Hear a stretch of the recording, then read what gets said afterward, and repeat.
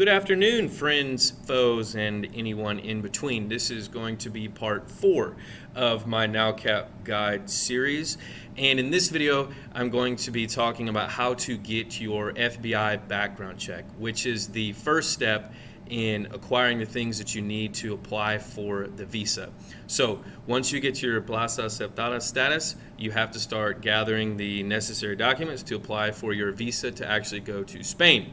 And getting the background check is step number 1 in that visa application process. So today we're going to be talking about how to get that background check. Here we go. Okay, you guys, so let's quickly go through how to get your background check. Now, before we get ahead of ourselves, the first thing that you need to do is you're going to need to check which consulate you're going to submit your visa application to.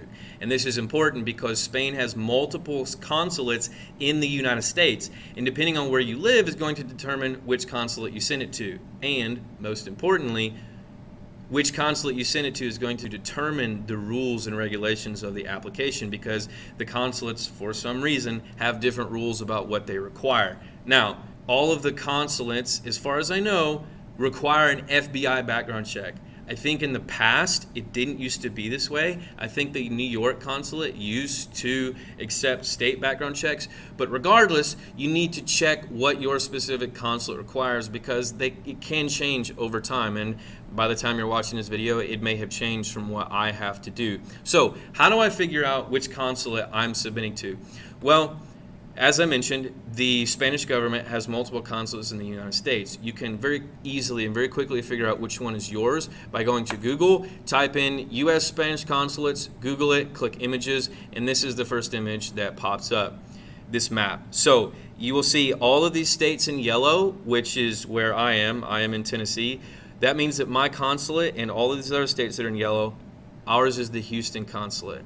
Okay, if you live in Indiana, your consulate is going to be the Chicago consulate. So this is how you determine which consulate is yours. And as you see over here in California, you know, the bottom half of California, it's a little bit divided up. So if you just happen to live on that little border, I'm sure you can Google, you know, specifically where you live and which one is my Spanish consulate, and you'll be able to figure it out. If not, you can go to the Reddit page and ask, and someone will know. But basically, for most people, other than those who might just happen to live on this exact line in California, it's very clear what your consulate is.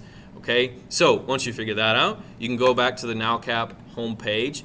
On the left, go down to applying for a visa, scroll all the way to the bottom, and you're going to see links to each of the consulate's website and homepage. So whichever one is yours, click on it, go there, read through the information, figure out what the requirements are for submitting a visa application. But as I mentioned before, pretty much all of them, at least right now, as far as I know, require an FBI background check instead of a state background check, and that's very important. I think that some people have just happened to get by with a state background check. That is, their consulate requires an FBI, but I guess on that day that they received the application, they were just feeling lazy, and so they just said, it's a background check, we'll let it go. But don't count on that, okay? I've heard of random little things like that happening, but you don't want to get rejected because you just simply didn't do what it asks. So do what it asks. Get an FBI background check if that's what it says. And this video is going to be about how to get that FBI background check. So FBI background check. Go to Google, type in FBI background check. I think that's like the 100th time I've said FBI background check in the past 30 seconds. But type it in, Google it, and this is going to be the first thing that comes up on top. It says identity, history, summary checks, rap sheets. That's what you want. But make sure, just to be sure, make sure that it's the FBI.gov website. So you're going to click on that, and it's going to take you to this page. You're going to see here that there are 3 options here: online, mail, or FBI-approved channeler. Basically, what this means is how you're going to go about filling out the application for the background check and submitting it, okay? To me, the easiest is the online option. And if you scroll down a little bit more, there's an overview, and then you will see the instructions for each option depending on which one you go with. You have the online option, mail option, and the FBI-approved channeler option. Okay, so the online option, this is where you're going to go to this website right here, which I'm going to show you in a moment, and you're going to fill out the application online, and we'll go through that in a moment. The mail option is complete the applicant information form, which basically you're going to download this application and fill it out and then mail it in with your fingerprint card. Okay? And finally, the third option is the FBI approved channeler. This is a third-party service, and there are various channelers. You can find a list down here. There's a link. You're probably going to pay them more than what the actual background check would have cost you anyway, because there is a cost. But with a third party, you're going to be paying for that middleman. It's probably just not necessary. So if you want to do that, you can look into that, but I'm not going to go into that. Okay? The mail option, again, you're going to print out the form, okay? And I'll just open it up. You can request the application form. Success. You can now download the form. Here it is right here. There's a link. Click download the form.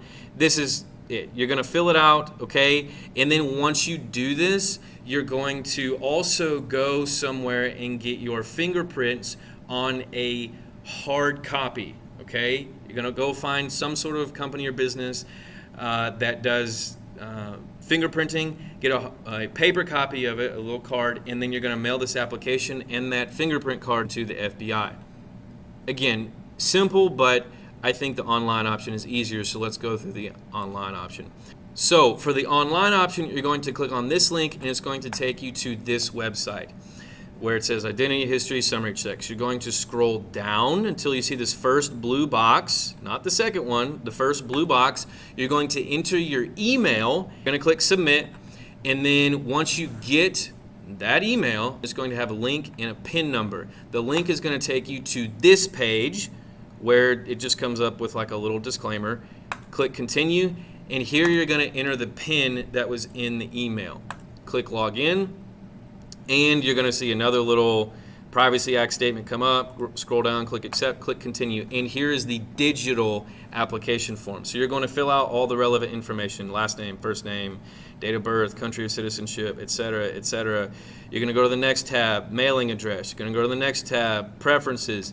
Now, this part I want to point out is a little bit important. The first two are just kind of whatever. I don't know if they matter. You might as well just click yes on both of them. Would you like your date of birth included on the response? Sure, why not? Would you like to receive status notifications? Yeah, that's really nice. So you know when it's, what the status is. But most importantly, what I'll point out is this third one. Would you like to have a hard copy response mailed to you? I'm going to say that you want yes, okay? And the important thing here is that when the background check is done, they will email it to you. They will email you a link. You can go in, download it, print it, whatever. But the background check has a watermark on it, and not all printers can print that watermark. So if you can't do that, you may have a hard time getting the physical copy, which you need in order to submit your visa application. So just click yes, and that way you can get a hard copy with the official watermark on there mailed to you. It'll take a week or two, maybe, if that, and you'll get it in the mail. But you'll also still get it a digital copy or a link emailed to you. Okay, next tab is the fingerprint card. Okay, now here what you're going to do is you're either going to go get a fingerprint card and mail that to them, or what's better and easier, if you can, if it's convenient, is to go to one of the United States Postal Service locations that does fingerprinting and get fingerprinted there. Okay, so the United States Postal Service will do it digitally, and they will send it to the FBI. Now, before you do that, you do have to have a request through the Postal Service to do it, and there are explanations for how to do that. But the first thing that you need to do is figure out if you have a United States Postal Office location close to you that does fingerprinting, because not all of the post office locations do fingerprinting. But if you do have a United States Post Office location that does fingerprinting that's conveniently located where you can go and it's not too much of a hassle, or it's at least possible for you, then you will not have to mail in a fingerprint card. Now, you can do this, it's fun. You can go get your hard copy of your fingerprints and mail it in, but it's definitely easier to go to the post office. Now, the post office will charge $50 to do this, but it's very simple. You don't have to worry about mailing anything in. So After you fill out this application and you pay and all these things, you're going to get an email, confirmation email with your request number and all of these things, which you would have to mail in with the fingerprint card if you go the mail option. But if you want to get your scan sent from the post office directly to the FBI without having to mailing, then you're going to go to the United States Postal Office fingerprinting page, which is this right here. You can just Google it. And then you are going to see that it says, to complete your transaction, please bring a copy of your FBI identity history summary check, email, and a valid form of ID, etc., etc. Before you go to the post office, you need to fill out this request, okay? And that email from the FBI is going to have your order confirmation number. Type that in here, first name, last name, email, all of that good stuff. Basically, it's just going to put you in this system. And then you're going to take this information to the post office that does the fingerprinting within their open hours, and you're going to get fingerprinted, pay the $50, and then you are good to go. After I did all this, it was within 15 minutes that I got the email saying that my background check was ready to be viewed. Now, of course, I got the hard copy mailed to me as well, and that took a week or two. But the turnaround time for just getting the background check was super fast. I was, not far from the post office. I had just left when I got the email saying it was ready to be viewed. It was 10 or 15 minutes. So this is the process for doing the background check. So again, just a quick review. You have 3 options for getting the FBI background check. You can do the online application and either mail in the hard copy of your fingerprints or go to a U.S. post office to get it digitally sent in. You can do the flat out straight up mail option where you mail in the application and you mail in the fingerprint card, or you can go through a third party channeler that will send in all of the stuff for you and probably pay a lot more money. But overall, that is the general process for getting the FBI background check. Once you get the background check, then you're going to be able to move on to the next steps in applying for the visa, which is what we will talk about in the following videos. Thank you guys so much for watching this video. I hope that it was helpful for you. In the following video, we're going to be talking about getting the apostille for the background check. And if you don't know what that is, you can do a little research, or we will talk about that in the next video and explain what that is and how to go about getting it. But this is step 1, getting that background check. So now that you have begun this process, you will be well on your way to getting that visa and going to Spain. Until next time, peace.